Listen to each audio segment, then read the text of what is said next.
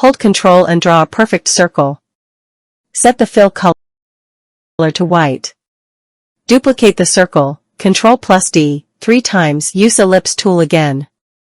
Draw a smaller circle inside the logo, center it using alignment tools. Use pen tool to draw a line, then copy the line and make 2 more duplicate lines. Select the Smart Fill tool and color into it.